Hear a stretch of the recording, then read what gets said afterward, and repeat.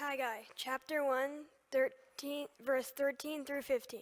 Then Haggai, the Lord's messenger, gave this message of the Lord to the people. I am with you, declares the Lord. So the Lord stirred up the spirit of Zerubbabel, son of Shealtiel, governor of Judah, and the spirit of Joshua, son of Jozadak, the high priest, in the spirit of the whole remnant of the people. They came and began to work on the house of the Lord Almighty their God on the 24th day of the 6th month.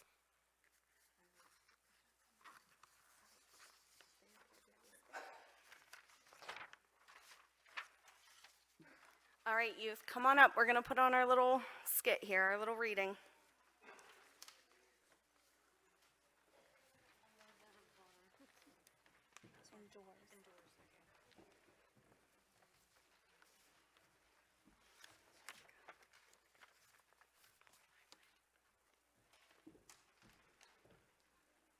In the first year, after Babylon had been overthrown, the Lord moved the heart of Cyrus, the king of Persia, to make a proclamation.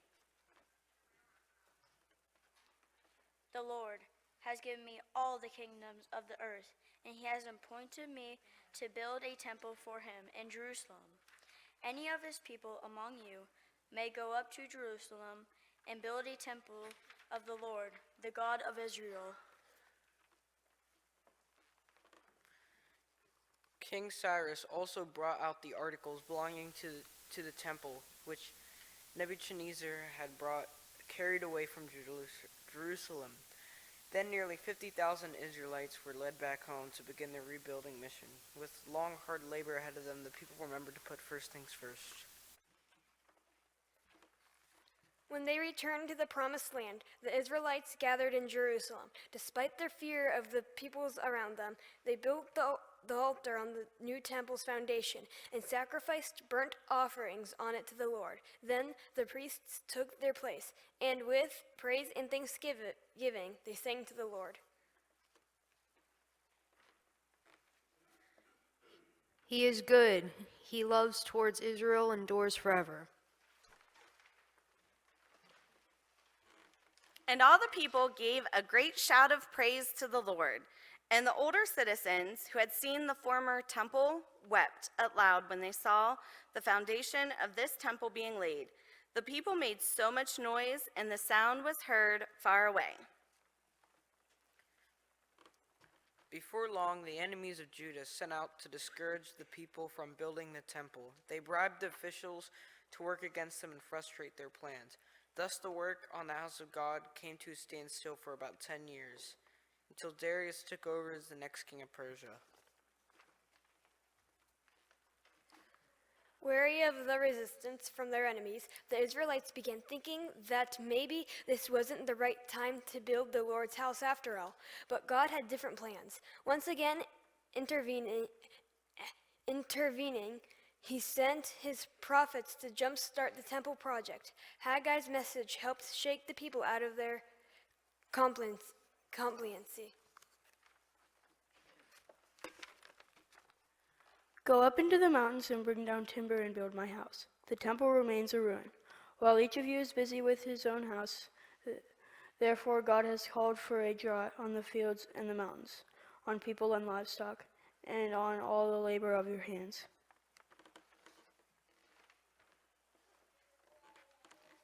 So the people obeyed and feared the Lord.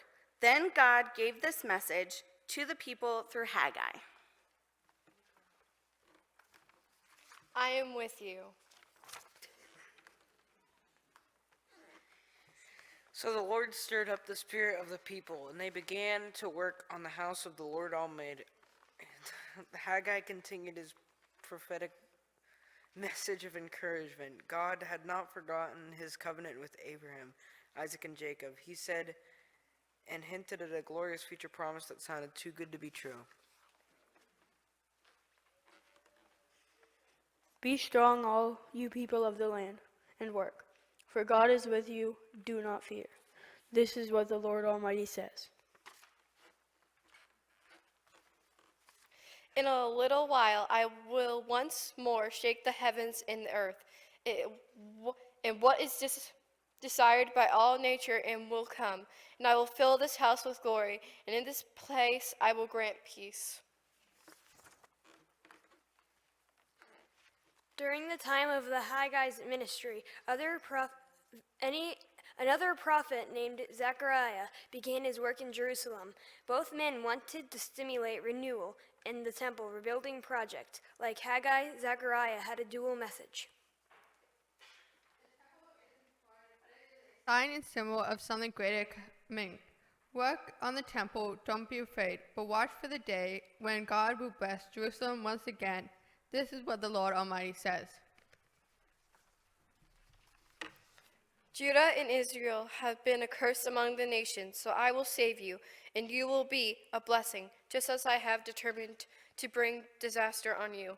When you ancestors angered me, so now I have determined to do good again. To Jerusalem and Judah, do not be afraid. Thanks to Haggai and Zechariah's encouragement, the people returned to work on the temple.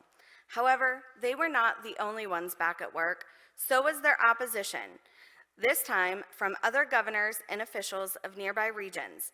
When King Darius heard of their plans to interfere with the rebuilding of the temple, he wrote to them saying, Stay away from there. Do not interfere with the work on this temple of God. Let the governor of the Jews and the Jewish elders rebuild this house of God on its site.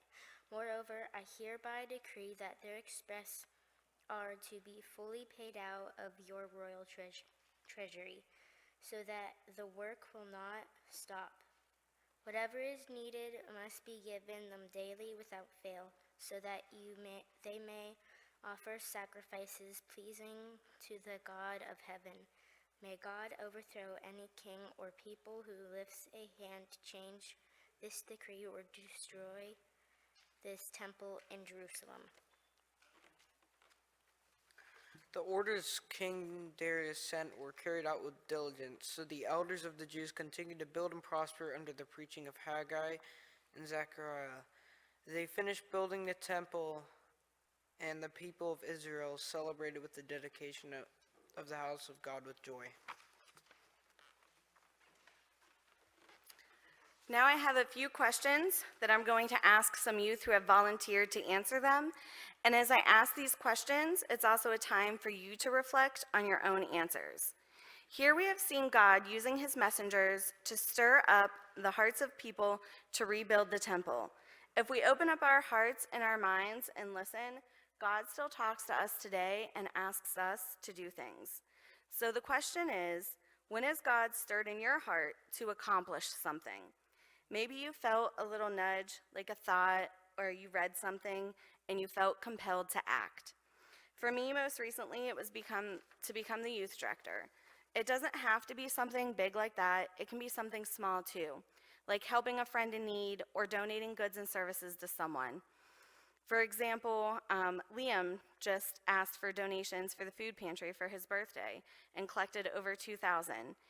Today, we're collecting food donations or monetary donations too as well for the Super Bowl of Caring to tackle hunger. So maybe it's your response to that. Maybe it's just being there for someone or sending an encouraging note. Maybe it's God just giving you courage to be here today. What is your story? What is the lower story here? When has God stirred in your heart to accomplish something? He gave me courage when I was struggling with being a soccer goalie.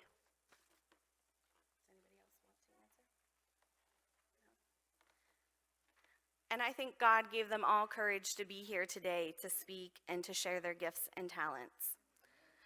God sent Haggai to encourage the Israelites to continue to rebuild. The second question is, who has God given you in your life to encourage you to be a faithful servant of God? For me, first, it's my parents who raised me up in the church. Proverbs 22:6 says, "Train up a child in the way he should go, and when he is old, he will not depart from it."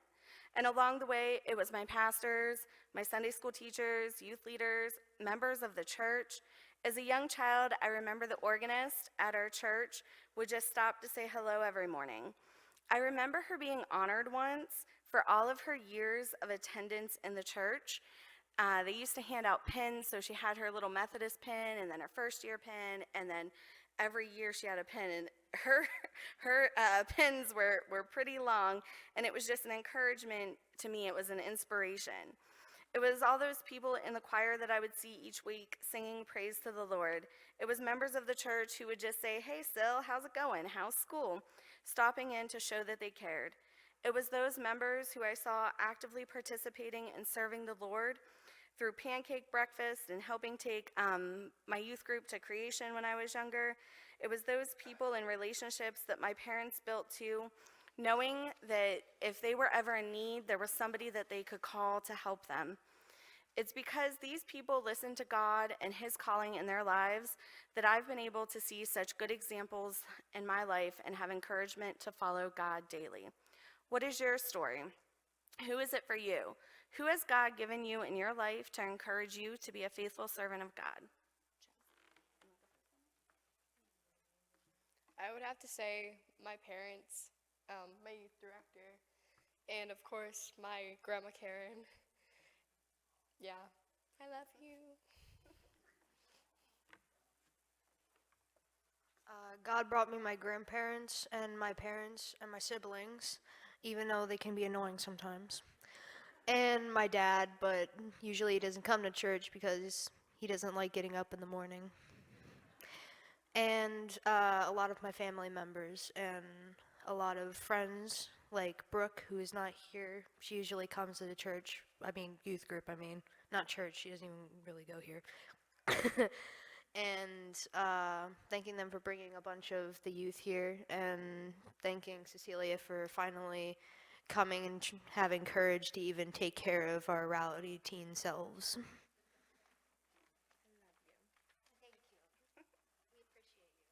Josie, did you want to share? You said you want to, you don't want to.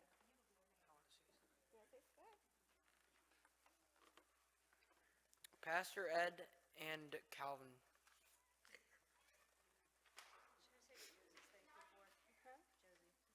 Do you want to say what she was going to say? No? All right, so I know we even have those that are unspoken, but there's a lot of good examples in our lives to help us, to bring us closer to God and to be the encouragement. So we thank those people.